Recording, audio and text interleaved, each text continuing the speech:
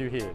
And today we have something very special and something very different. We're in Lau Fao Shan, okay? This is out of the new territories in the northwestern section of Hong Kong, and it's a famous seafood wholesale and sort of converted into a retail center now. So we come here for lunch and let's go and take a look. So if you're driving into Lau Fao Shan, once you come to the roundabout, you can park on the left-hand side here. You just drive your car in, place it in there, and you pay 30 Hong Kong dollars. There's other car parks across the road, it's 20 Hong Kong dollars, but this one's closer, so when you come pick up the car, it's pretty easy. Okay, there's also have the buses over here, and also a lot of taxis as well. Okay, taxis and buses. And what's also here, you can buy a lot of dry seafood, and also a lot of nuts and snacks, and it's a very big tourist area. So, and being actually after Chinese New Year now, maybe there's a lot of potentially very interesting snacks available.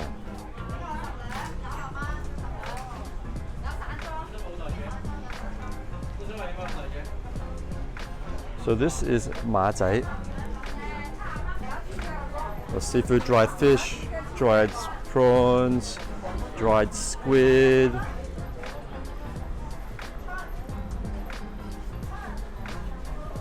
So if you like to cook soups or you like to braise things, this is definitely the place to go. What's famous over here is the oysters, okay? Dried oysters and also fresh oysters, because there's oyster farms out on the water just here. Because actually we're on the seaside. So the other side is facing is actually in Shenzhen, which is part of China. So actually the tech capital of the world is just across the road from here. So whether or not you want to eat the oysters which is grown over here is another story. But other seafood is normally shipped in from elsewhere as well.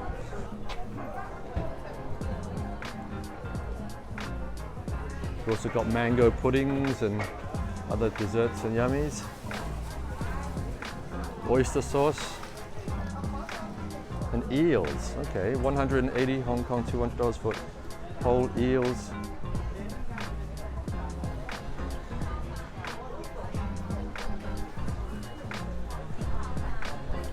Okay.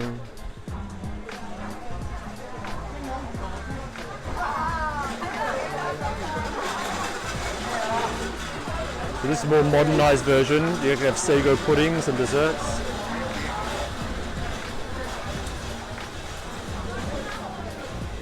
And you get live seafood as well. You can come to these places and get live seafood, order it into the restaurants, and they will cook and prepare it for you. You get the locals playing cards. They're probably playing a card game called Sab Sam Zheng.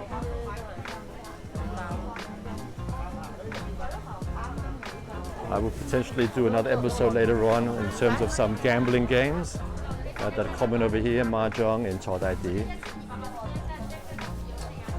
Oh shit.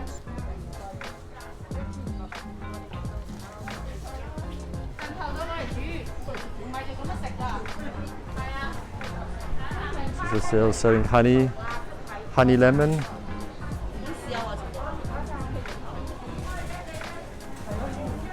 And if you like to get there's sweetened walnuts and sweetened almonds and some cashew nuts. This is a great little shop here outside this restaurant. Some prawn crackers. These are real prawn crackers. 係咩嚟㗎？龍鬚糖？係一啲糖膠，啲糖米嗰啲啊，一個糖膠，咁佢咧就掹成一個圓形，跟住就點啲粉，跟住再扭，又掹肉咁好多次重複之後就變成好幼嘅絲，咁裏邊咧就有花生啊、糖啊、芝麻。咁呢個呢個蜜糖加餅乾呢啲咁樣，又點解以前咁食法咧？咁以前啲人冇乜嘢食㗎嘛，咁麻糖咁你就咁撩出嚟食。好你咁 hea 滴嚟滴去，咁咪揾個餅夾住佢咯。喺屋企又易，或者啲餅平㗎嘛，蘇打餅。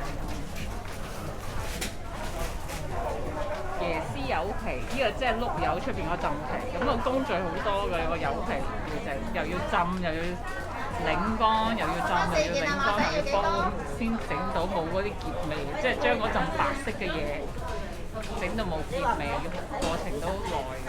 你要等我唔知等佢幾耐。花生糖呢係潮州式嘅花生糖，咁係好似軟軟地咁樣樣嘅。有時係黏芝麻，有時係黏椰絲咯。呢隻就潮州式嘅。咁點解有啲分別？有啲有餡，冇啲下餡。係咁，你好多 variety 啊嘛。咁潮州人好中意食花生㗎嘛，好用花生。哦，薑。有去到啊。甘草即係咩啊？甘草 apricot。唔係甘草係一啲植物啦，咁你磨碎咗。碎咗，咁佢有少少涼涼地嘅就話係啊。咁呢隻咧？肚臍餅呢啲。子乾又以前就係一粒餅上邊有嚿糖嘅咯，叫肚臍餅咯啲人。咁呢隻肚臍餅。咁呢啲咧？咁呢啲頭先。米仔係咩嚟嘅？用米做啊？炒米係即係啲米炸咗佢咯。啊，咁呢啲咧？大啲，呢啲唔係米啊，冇理由。呢啲唔係米嚟，呢啲係麵粉做㗎。呢啲好似炸麵咁好長嘅，但係佢整成一粒粒啦，咁咪炸咗佢，跟住揾啲糖膠撈，等佢黐埋。即係棉花加糖，即係即係麵條啦，炸麵條加糖啦，其實係。哦，芒果乾。番薯乾。番薯乾啊！番薯乾嘅咩？番薯紅心番薯。Sweet potato 啦，真係。咁但係佢係甜定係鹹㗎？甜，咁佢識佢甜㗎嘛，佢唔落糖咪甜咯，佢通常唔落嘅就曬乾咗咁樣。有啲人我哋高糖。做得係好似佢咁大棵啊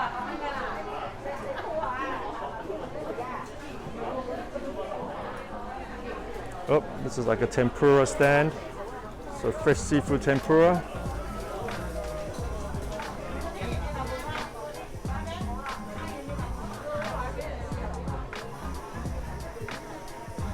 These are all fish maw. So what fish maw is actually the fish stomach, and they dry it up, and it's good for using. They braise into soups.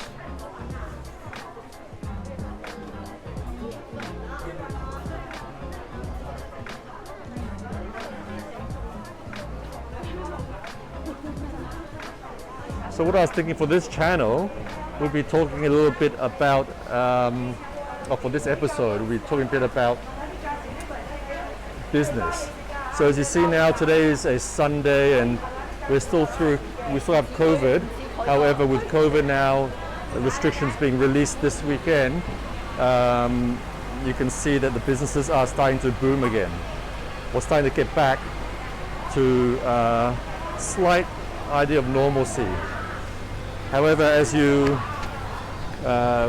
look at businesses now, these areas are really aiming for tourist market. And the tourist market around the world is obviously devastated by COVID. So there's no tourists allowed into Hong Kong right now. And in most countries around the world, there's no tourists. So how do businesses survive without tourism? What these guys here have obviously done, they convert to local, to have local people catering back to the local market. Like the local market is not as lucrative as tourism market because tourists like to spend money. Based on my experience, when I first started business in handbag area, my main business was in selling leather handbags made in China, and we sold it into America, and it mostly went towards the Orlando, Florida area, to Disneyland and the snowbird market.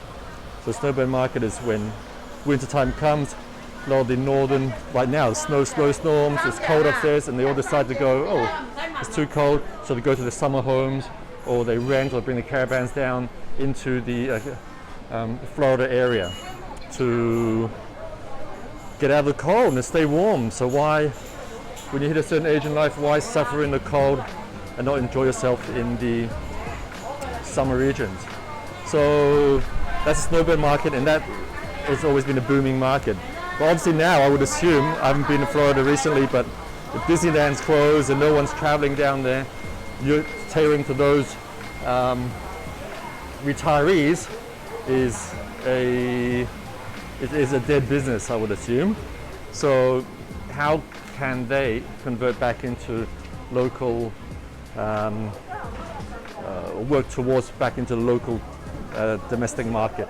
So what seems to be happening now in America is there's a conversion in terms of purchasing their properties in Florida as opposed to renting before, not going down to Florida as a tourist, but actually living there permanently. And they're finding different ways of bringing the snowbirds back down, because people, rather than moving up from north to south, they prefer to stay in one location. And so property is a big area. Companies like Zillow share prices have been going up since pandemic from crazy prices. Also Redfin is another one. It's also been going up as well, and we've been following, or I've been following with other Reddit users. And this is another big one's also been going up strongly. Open Door is a SPAC by Chamet, and also this one's a China one, which is also quite huge as well. So to be clear, this market is huge. So 6 million homes were sold in the States last year, total of $2 trillion US. So what people can do is take advantage of property prices and property markets now. And that is one opportunity where I see some value to think about. So lobsters here, maybe these are Australian lobsters. As you understand, China's banned seafood and a lot of things now from Australia, which is a major issue for Australia and China relations. That's something else I'll be talking about in another topic, another video. So these are oysters, oyster frames. And we'll just keep walking up here, and what we'll do is we'll see the seaside, and we'll see Shenzhen.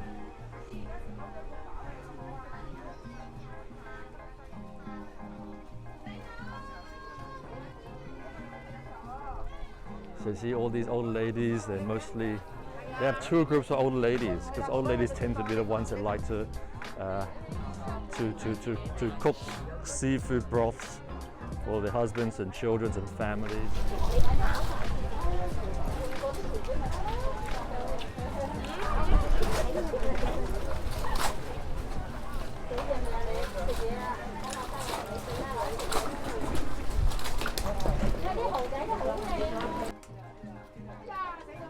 So what this is, these are the local oysters. So they have these ladies here, and they're pulling the oysters apart. Hard, tough work, and they're bent down, sitting down, and trying to get the oysters out. Okay.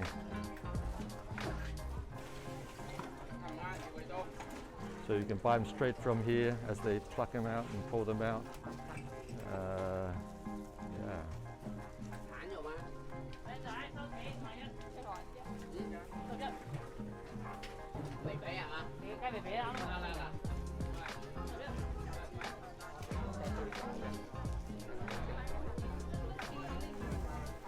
So those are the fresh oysters come out, and then you can either dry them as well.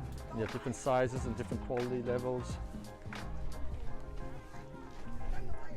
And then we're out here, so this is the seaside area, and that is across there is Shenzhen, which is China already. So we're in Hong Kong now, across this little,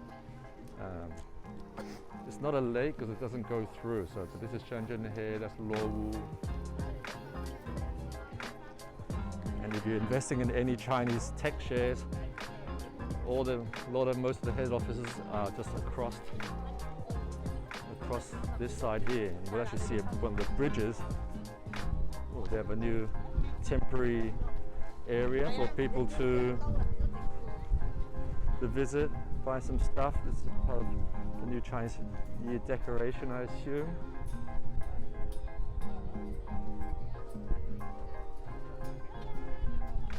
This didn't exist last time. It was just a bit of barren little area, but it's a great lookout area. So what this is, they have the bridge over here, and that's the bridge from Hong Kong all the way over to Shenzhen. And the Shenzhen area, which is what they talk about, the Greater Bay Area. Greater Bay Area includes Hong Kong, after Shenzhen. Shenzhen, beyond Shenzhen, that direction is the Dongguan. That side is Weizhou, and then other side is towards Guangzhou and Fasan. Okay, and then Shenzhen Airport also across there as well. So also if you got stuff shipping that leaves the shipping ports, that's Sehao. Sehao is one of the ports that leave. If you buy anything from southern China, leaves from Sehao. The other one's Chikwan is on the other side, on the other side of Shenzhen on that side. So you've got containers leaving from here. They'll be coming from these two ports directly to the States, or that goes through Hong Kong ports, which is just behind us as well. So yeah, so this is what we call Laofaoshan. Laofaoshan is a traditional area. You mentioned it, everybody knows in Hong Kong.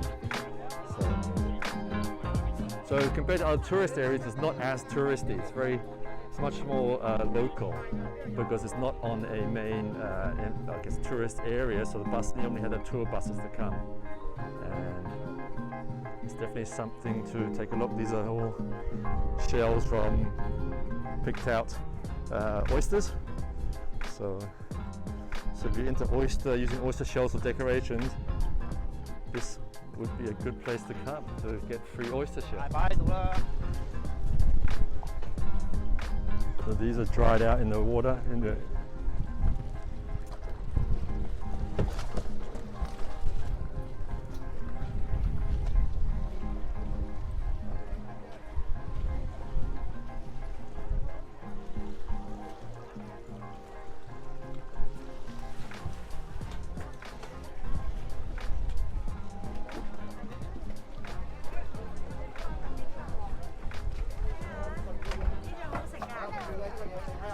係啊，我想問啲蠔要幾耐先至可以，都係呢度撞出嚟㗎嘛，係咪啊？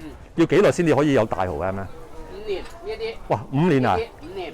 OK， 5年，咁基本都係5年㗎咯喎。哦。一斤冇幾多咗，一斤係曬人工啊，一斤。你俾2斤我。好，剩2斤。真係嘅，你一斤曬到啲係少少嘢，你咪曬人工，一曬就曬嗰啲。買曬好嗰啲好啊，定係算咩？係中意咯，係嘛？